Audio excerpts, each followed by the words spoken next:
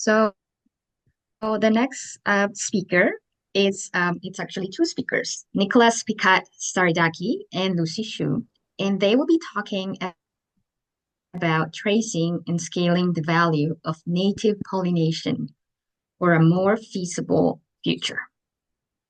Go ahead, please. Hi, Nora. Hi, everyone. So first of all, let's present ourselves a bit more. So I'm Nicolas Picat Saridaki, as you said, professor and researcher since 2 decades in the Amazon basin, mainly Brazil, Peru, Suriname, and French Guiana. And we are here today with Lucy Xu. Hi, everyone. Hi, Nora. Hello to the Beacon audience. Thank you for having us. My name is Lucy Xu. I am the founder and CEO of the Port Global Portal Institute. Hosting this session is the nonprofit arm of the Port Global. We work in innovation consulting in emerging arenas, partnering with public and private institutions to develop innovation in emerging arenas. And the latest emerging arena, which is why we're here today and why we're very excited about, is pollination technology. So 12 years ago, we discovered the pedagogical prowess of the stingless bee, mainly from the Meliponian tribe. The bee being stingless and therefore harmless, we began a bee settlement and relocation in the school of the Oriental Amazon. Wherever there was a development project in the forest, implying clear-cutting the bush or fire, we were going with the communities there, local communities, to save the hives. Less than a month later, we were invited in Brazil, more specifically in Belém, where will take place the next COP in 2025, to participate to a conference on invitation by the Ministry of Agriculture and Research. So the network of the native hives had already transnational echo and impact. So more about this bee, she's native from the Amazon. This stingless bee is generally known as the Mayan bee, vernacular name for everyone, since the Mayan people were worshipping it for the medicinal properties of its honey. She's found nowadays in all the subtropical, pantropical belt around the planet, from South Brazil to Mexico and Southern US to Southeast Asia, passing by Central Africa. So nowadays, 33 countries are involved in the initiative and its development. And the Global Portal Institute was created for this reason. So just for this year, we traveled 12 countries for the needs of remote regions to regenerate the soils, balance temperature, and preserve air quality through the implementation of native pollination. And it's still accelerating. We all follow the dramatic and historical drought of the Amazon River, taken by surprise with sunstorms that we have never been seen, giant wildfire from California to Canada. Each time we fly over the Amazon, it is to cry. And just for this month alone, we also two devastating hurricanes striking Florida in 2 weeks. So we can clearly see that we are in a very, very special transition. So after New York Climate Week in September and Davos World Biodiversity Forum this year, we are very honored to participate in Beacon in Toronto for two reasons. First, the importance of Canada and its credit and reputation on the international scene and the size of its biodiversity for the continent and the world. And then Lucy also was born here, so it is quite a nice loop. So now to enter in the core of the subject, knowing the context, where to begin when the biggest problems are to come.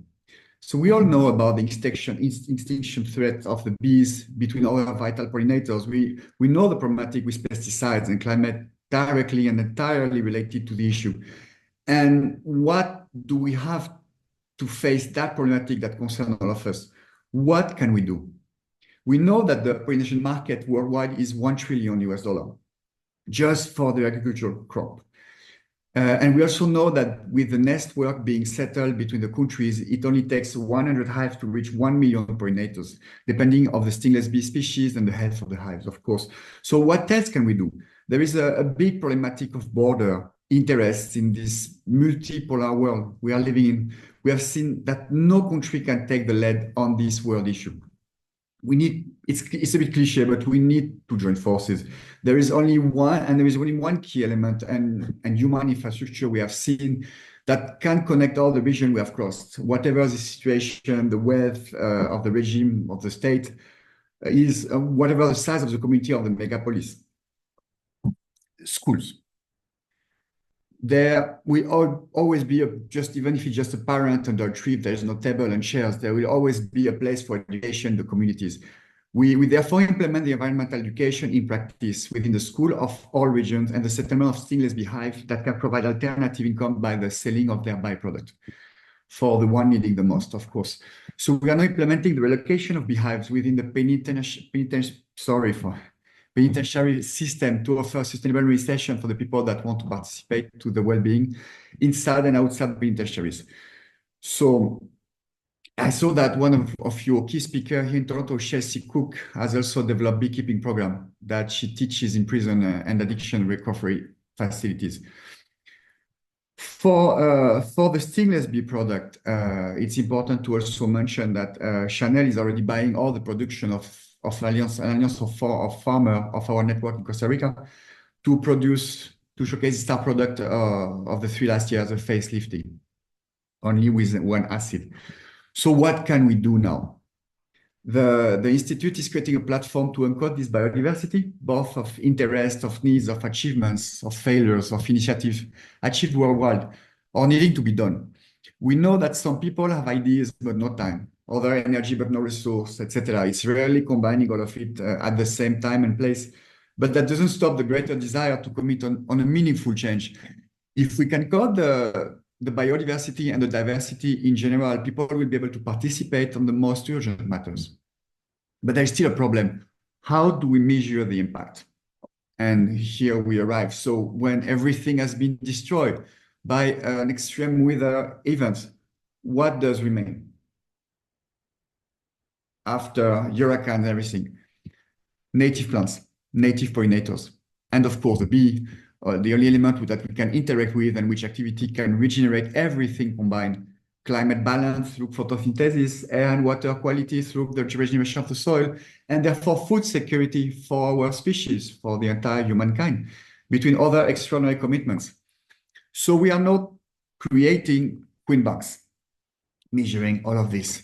So with the governments we are in contact with, we are working on creating new tools bridging ecology and economy to shift the paradigm between ecology and economy. We are creating and developing the native footprint that we call NFP.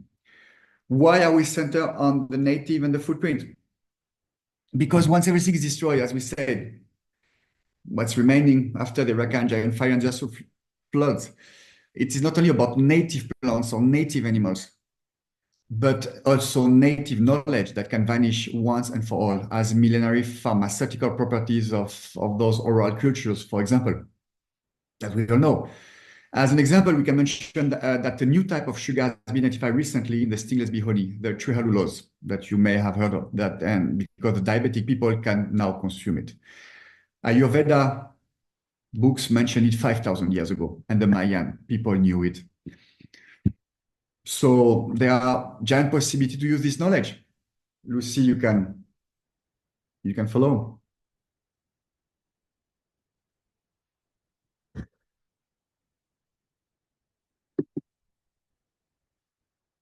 Lucy, you have no sound. I don't hear a sound.